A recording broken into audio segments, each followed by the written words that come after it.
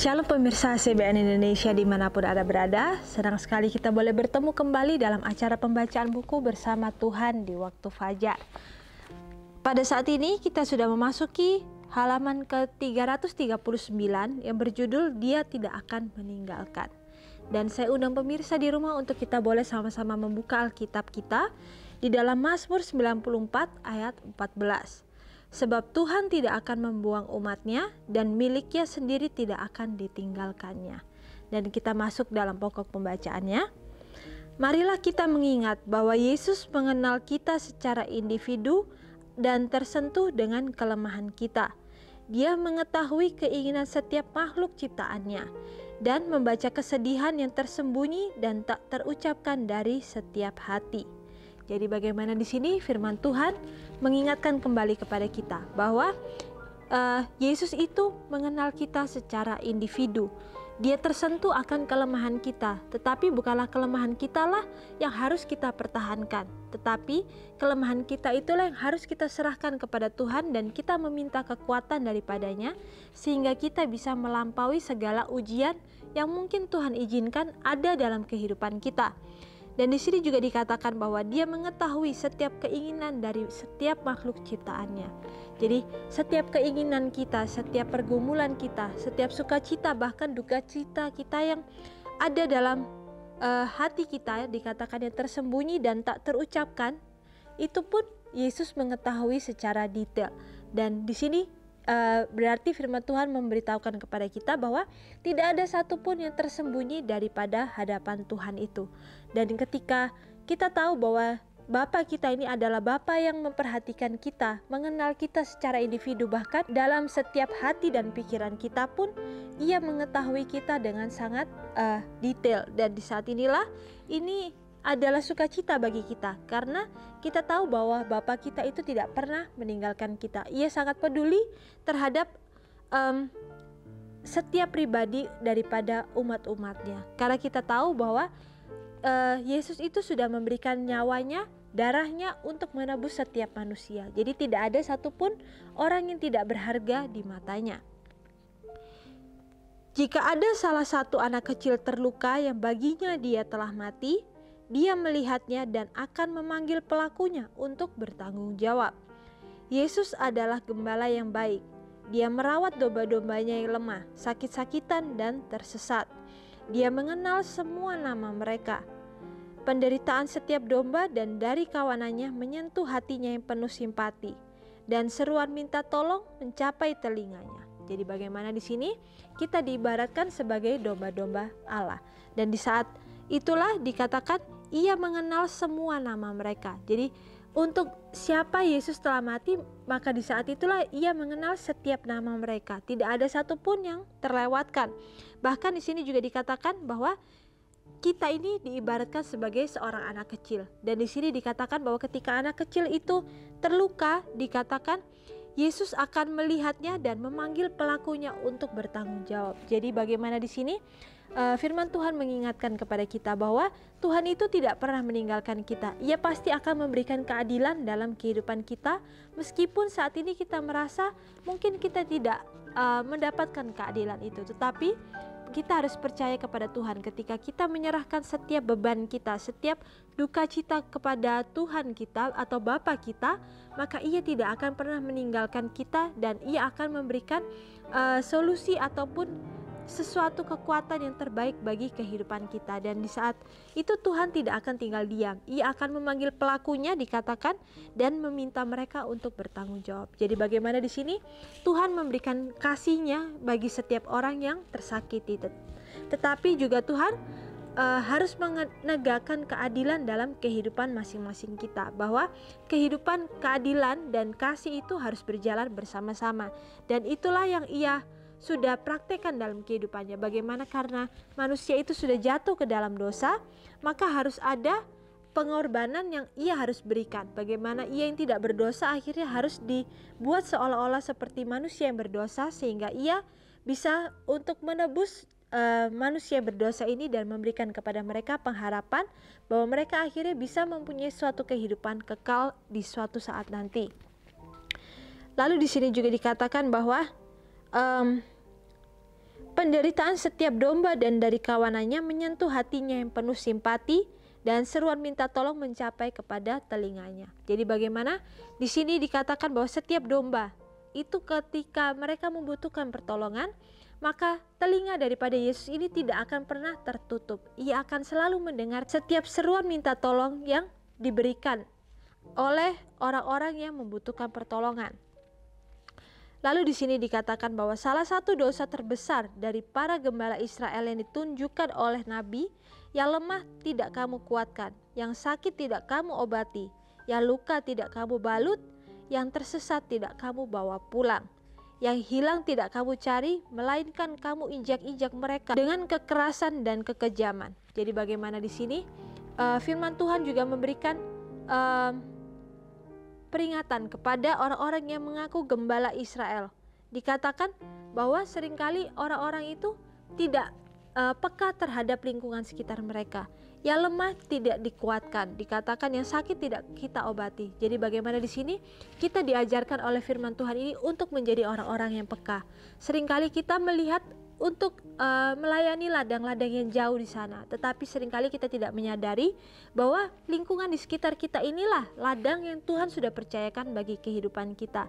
Dan di saat itulah kita harus belajar peka, kita harus meminta kepekaan daripada Tuhan, sehingga ketika ada orang yang lemah kita bisa menguatkan mereka. Karena itu adalah tanggung jawab yang Tuhan sudah berikan. Bagaimana kita diajarkan untuk melayani orang lain seperti Tuhan sudah melayani mereka.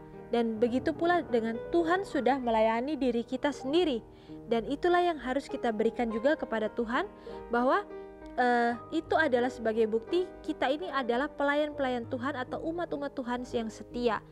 Karena ketika kita mau menjadi umat-umat yang setia, maka kita harus melayani orang-orang seperti Yesus sudah melayani tersebut.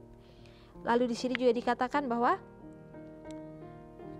domba-dombaku berkeliaran di gunung-gunung serta bukit-bukit dan tercerai-berai di seluruh permukaan bumi.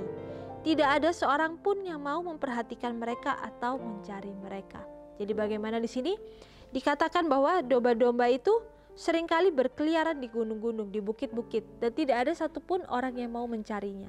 Jadi bagaimana di sini kita diingatkan bahwa seringkali domba-domba Tuhan itu berada di luar sana, bahkan di gunung-gunung, di bukit-bukit, dan tercerai-berai di seluruh permukaan bumi. Dan itulah yang membuat kita tidak bisa menghakimi orang satu dengan yang lainnya, karena kita tidak tahu apakah orang tersebut adalah umat Tuhan atau bukan. Karena kita tahu bahwa Tuhan itu sudah mati untuk semua orang, tetapi apakah pilihan daripada orang tersebut mau menerima kebaikan atau kasih daripada Tuhan itu? Karena kita hanya mungkin bisa melihat apa yang mata kita bisa lihat, tetapi kita tidak bisa melihat jauh ke dalam hati orang tersebut. Tetapi hanya Tuhanlah yang bisa melihat hati daripada orang tersebut. Dan di sini juga menjadikan pelajaran bagi kita supaya kita tidak menghakimi orang, sehingga kita juga tidak salah dalam kehidupan kita. Dan di sini juga dikatakan bahwa tidak ada seorang pun yang mau memperhatikan atau mencari mereka. Jadi hendaklah kita sebagai umat-umat yang mengaku orang Kristen, hendaklah kita justru mau menjadi orang-orang yang peka, mau untuk memperhatikan dan mencari umat-umat Tuhan manakah yang mungkin belum mendapatkan kesempatan untuk mengenal kasih dan pengorbanan Tuhan kita. Dan ini adalah tugas masing-masing kita, karena itulah yang Tuhan inginkan untuk kita lakukan dalam kehidupan kita. Bagaimana kita harus menjadi kawan sekerja daripadanya, dan di saat itulah Ia akan memberikan kepada kita sebuah kekuatan, sebuah hikmat untuk menjadi manusia-manusia yang peka, yang akhirnya bisa membantu lingkungan di sekitar kita berada. Yesus memperhatikan masing-masing kita seolah-olah tidak ada individu lain di muka bumi ini. Tertulis dalam buku Testimonis, jilid 5 halaman 346. Jadi bagaimana di sini? Dikatakan Tuhan memperhatikan kita ini seolah-olah tidak ada manusia yang lain. Dengan berarti Tuhan memperhatikan kita ini secara detail, tanpa ada embel-embel ataupun pemikiran-pemikiran yang lain yang membuat kita akhirnya jauh daripada Dia.